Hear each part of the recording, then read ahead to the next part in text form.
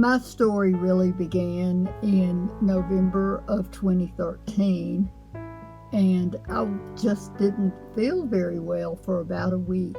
I started becoming jaundiced, and so I went to the doctor, and they first thought that I had a rogue gallstone, and they put me in the hospital to do some different kinds of tests trying to figure out what was going on. Well, everything came back inconclusive.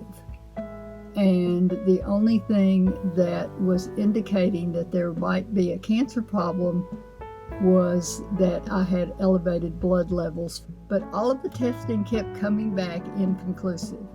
And my surgeon, Dr. Jeremiah Deneve with Methodist Hospital, really felt like that there was something there, although they couldn't prove it. So we went ahead with the Whipple. They suggested I not do a lot of Googling about it, or Googling about pancreatic cancer for that matter, because the information was pretty darn depressing.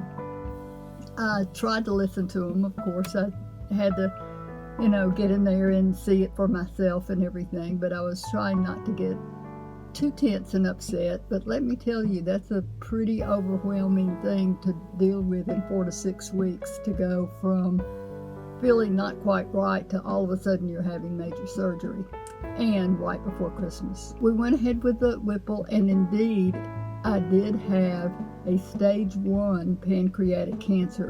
Recovery from the Whipple really took about a year. It was slow going. It is a very big surgery, but again, it pretty much took care of my problem because they caught it early. I was also fortunate that I had a friend that knew Catherine, and Catherine is the person that sort of chairs our support group with the Kosten Foundation. She, at that time, was a 1-year pancreatic cancer survivor, so she was sort of a year ahead of me. But to see her and to hear what her experiences had been was just wonderful before I had the surgery, because I was pretty depressed and pretty scared. She invited me at that time, that when I was back on my feet, to come to the support group. It was wonderfully supportive, and that's one of the things that the Kosten Foundation has really been such a gift to all of us, because not only are they raising money for pancreatic cancer research, but they also sponsor this support group. I have met some wonderful people, and they have, become friends, and it's nice to say that we can share stories and information that, unless you've been through this, most people are going, what in the world are y'all talking about? And why are you talking about those kinds of things?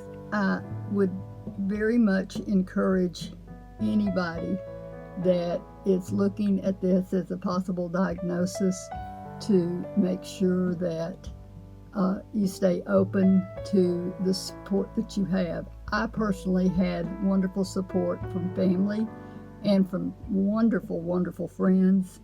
I couldn't have gotten through that first year without them.